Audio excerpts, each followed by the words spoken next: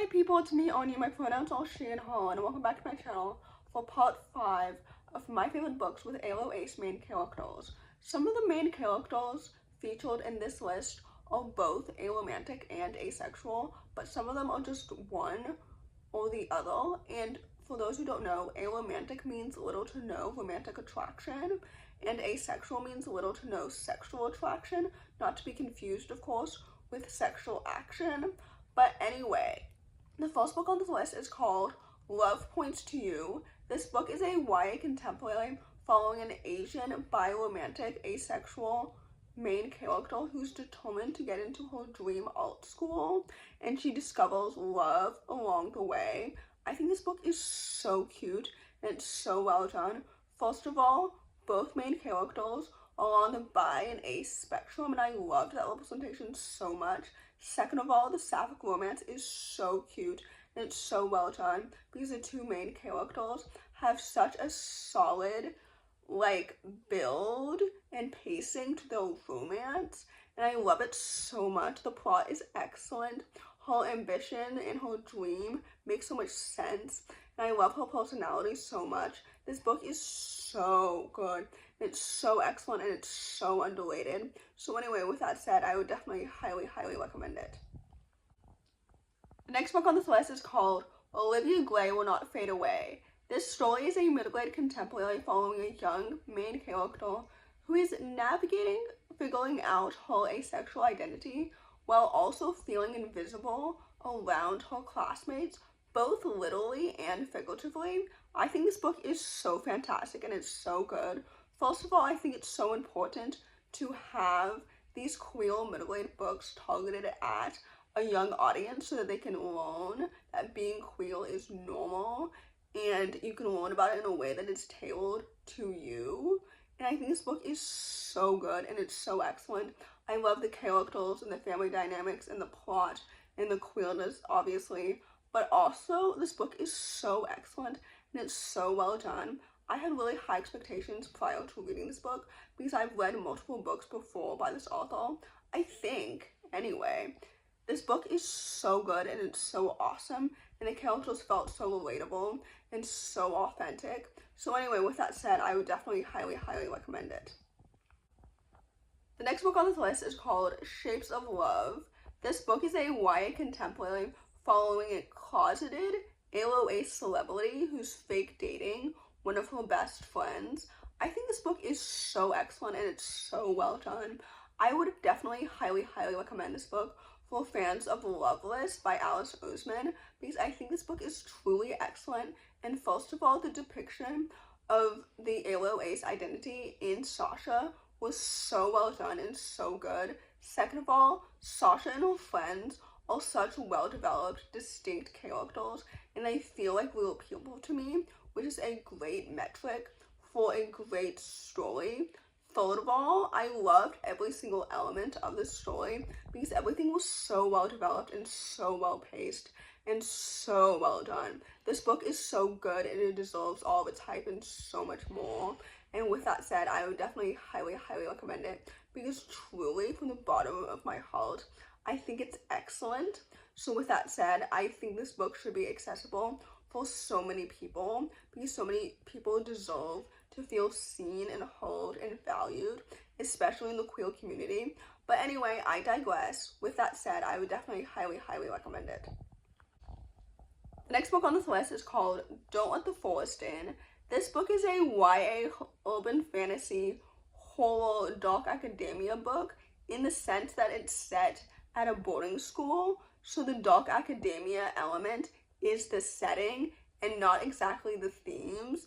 But anyway, this book follows a gay asexual main character who is going to this boarding school and he's forbidden to enter the forest. Not him specifically, but everyone else too. So he enters it anyway.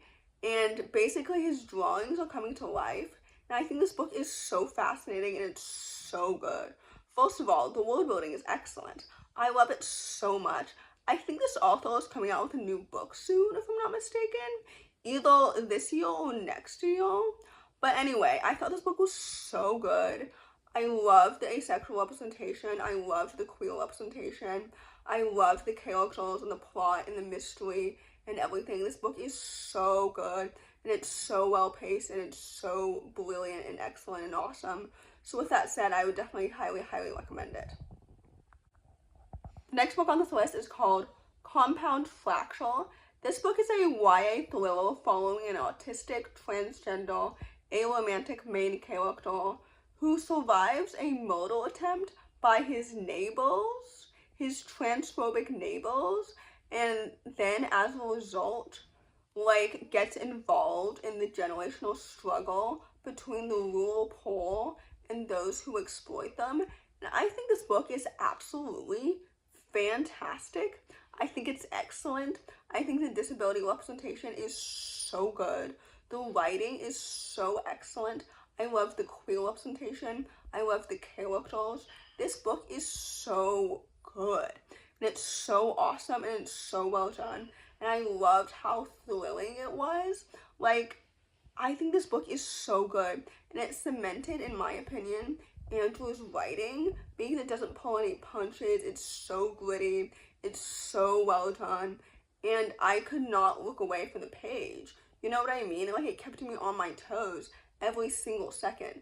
I think that Andrew has a new book coming out next month, and I'm so excited to read it because their writing is truly fantastic. Anyway, with that said, I would definitely highly, highly recommend it. The last book on this list, and definitely not the least, is called So Let Them Burn. This story is a YA Jamaican-inspired fantasy set in a queer normative world, and it follows two sisters where one of them accidentally makes an unprecedented bond with the dragon, and the other one is told by the gods that in order to break this bond, she must murder her sister. And she obviously did not want to do that. I think this book is so fantastic, and it's so good. The world building is so excellent, and it's so magical, and I loved it so much. I love books with dragons and with sisters and with queerness, especially with the Jamaican-inspired culture. As someone who is half Jamaican myself, I think this book is so good, and it's so excellent. Kamilah also has a new book coming out this year, and I'm so excited to read it.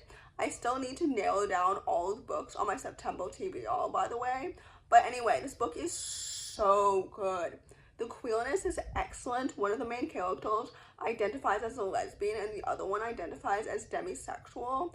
And I loved it so much. The sequel is also excellent, but I love these characters. I love the sister bond. I love the plot and the world building and everything. This book is excellent, and it's fantastic, and I will never shut up about it. So anyway, with that said, I would definitely highly, highly recommend it.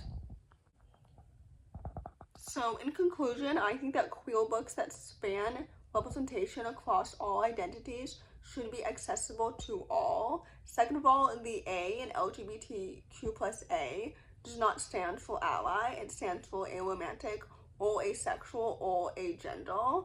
And I don't think I've read any books with agender main characters that I've really, really enjoyed, because all of the books that I have promoted in my recommended reads videos, all books that I've rated 4 stars or higher, because if I rated a book 3 stars, to be frank, I probably wouldn't be recommending it again. But anyway, in conclusion, I hope this video helps diversify your bookshelf and serves as a reminder to read diversely intentionally, as always. In conclusion, if you enjoyed this video, please don't hesitate to give it a big thumbs up. Comment down below the pink heart emoji if you made it all the way to the end of the video. Thanks for watching. Subscribe to my channel if you're new, and I'll see you in my next video. Bye!